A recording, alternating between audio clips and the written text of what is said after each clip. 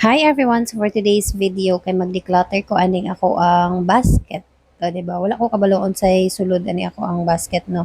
I mean, kabalo ko, pero nagkalo-halo na ni siya ba? So, ang naa dire tanawa, di ba naa ang mga bubbles ni Elise? Kay, accessible naman ko ni siya. Nagsulod na ako sa playroom, nara siya sa right side. And whenever nga, dili na ko ganahan magduwa si Elise sa iyang bubbles, sa akong taguan dira sa akong basket or sa akong tray, kay di naman na niya makita. So, first na akong gibuhat din ha, was gihabwa na ko na ang sulod tanan sa ako ang basket or tray. Kay aron ang akong ibalik sa basket or tray, kato na lang mga importante. Kay mag-declutter man lagi ko, so akong ipakita sa inyo ha, ang mga item nga ako anang ilabay and ang ako ang ipabilin kay mapuslan pa.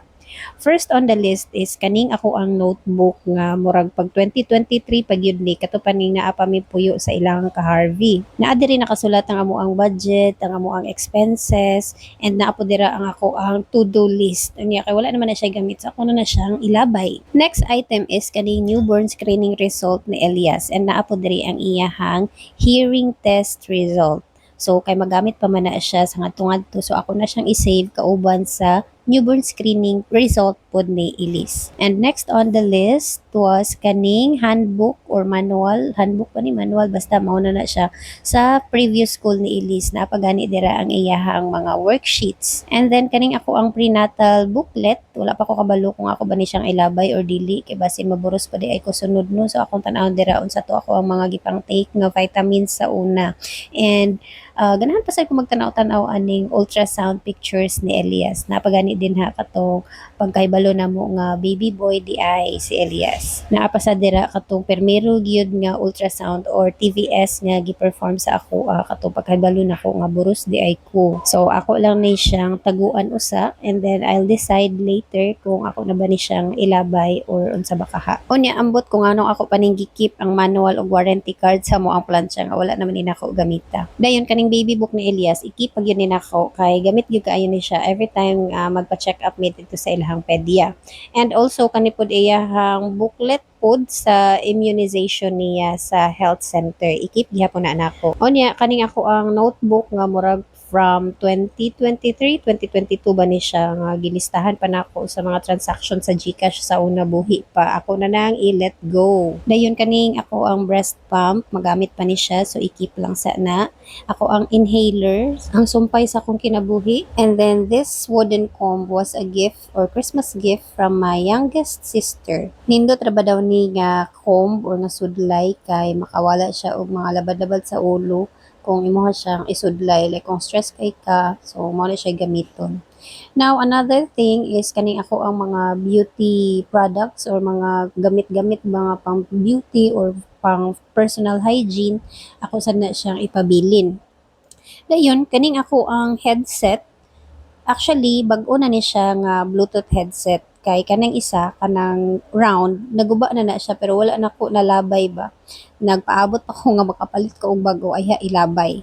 Nya kani pud ako ang mic, daghan kayo kog microphone na tigom tungod ani akong vlogging, o di ba? Kani karaan ni siya kanang naa sa box, bag-o na siya. And then kaning na ay dead cat hair or dead cat karaan po na siya.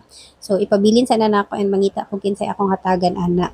Then mga wires, mga dubli-dubli na nga mga cable wires. Ako na siyang ilabay ang uban pero kani siya charger sa mini fan ni Elise, ipabili na siya. And I also have a mirror nga ibutang nako likod sa phone whenever I use the back camera of my phone para klaro gid ang videos and pictures.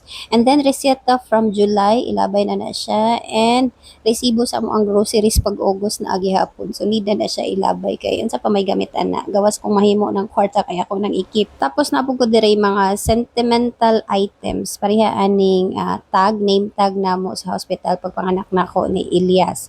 So ako na siyang i-keep kauban sa kang Elise pod sa una. And also naapog ko razor. Tapos kaning C-Bank, nag-order manggug ko og physical nga card, debit card. So ilabay na po ng sudlanan kay ang card na may gamiton. Nya naapog ko tape measure, naasad ko eyeglass diri nga dugay na nako wala suot kay nalahi na po ang grado sa akong mata. I also have lots of nail cutters, duha ka pang dagko and isa ka pang gagmay. And ang gamit ni Elise iyang pencil, iyang small mirror na abot pagid gani sa ko ang tray or basket. I also have a flash drive. Tapos naapag yung mga arayos ni Elise nga ang isa wala na pares, And nakauna-una ko ako siyang ilabay pero why not wear it, 'di ba?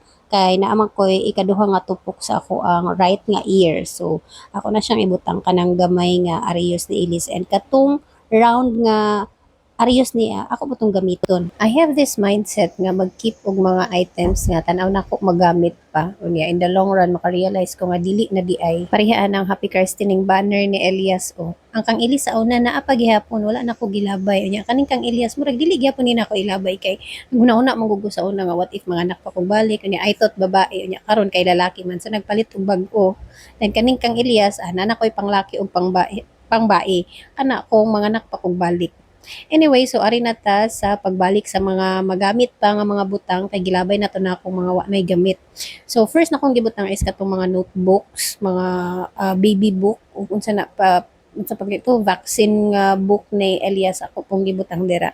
And then the rest, ako na siyang gi-categorize para makabalo ko kung aha sila ibutang. Kay naamang ko mga items diri sa ako ang basket or tray nga dili gyud dinha ang iyahang butanganan na siya ay iyahang butanganan nga naabot lang sa ako ang basket nasaag ba, like for example kani ako ang tape measure dili na siya dinha gyud gibut ang butanganan ana, so ako na siyang itagkos dira and then ibutang na ko na siya didto kauban sa steel tape na didto sa amo ang cabinet sa kitchen.